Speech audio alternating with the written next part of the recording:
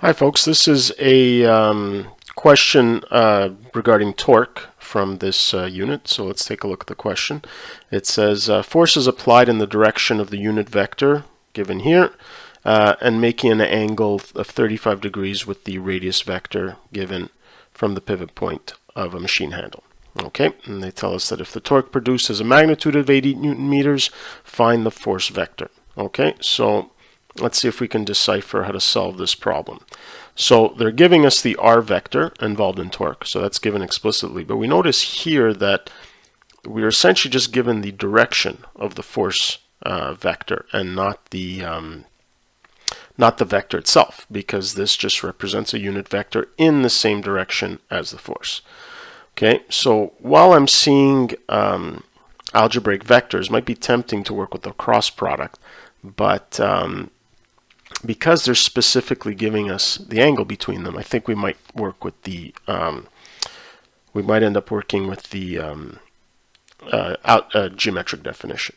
Okay, so let's recall that the torque is given by the radius vector crossed with the force vector in that direction. Okay, but if we want to work with the geometric definition, we're going to look at the magnitude of the torque, which is just the magnitude of the radius vector times the magnitude of the force vector times sine of the angle between them.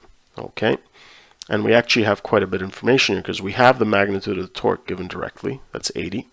The radius vector, well, we have it, so we can find its magnitude. So here we've got 6 squared 36 plus 1 squared 37 plus 2 squared 4, so square root of 41. Okay, we don't have the magnitude of the force vector since we don't know the force vector itself, but we know the angle between them, so sine of 35 degrees. And so what we can do here is actually find the magnitude of the force vector. Okay, so let's calculate that here.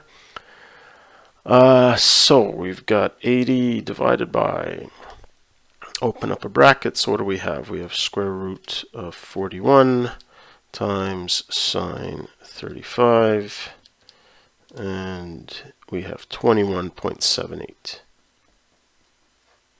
Okay, so what we have now is the magnitude of the force vector, so it has to have a magnitude of 21.78, but what we know is that it's in the same direction as this unit vector. Okay, so the question is how can we take this vector of unit 1, this vector of magnitude 1, and turn it into a vector of magnitude 21.78. Well, we know that we can take this vector here and multiply it by some scalar multiple to get another vector in the same direction, as long as it's positive. And because this has magnitude 1, I just have to make this k value equal to the magnitude that I want, which is 21.78. So our force vector is just going to be 21.78 times this unit vector here. So it's going to be 21.78 over root 6, 21.78 over root 6, and 2 times 21.78. So that's 40. Let's multiply this by 2. Okay, and what do we get? 43.56. 43.56. I guess I should have really done that in my head. And there we go, there's our force vector. Okay, so just to recap, I used the fact that I was given all the information, or at least easily accessible information, to work with the geometric definition of torque.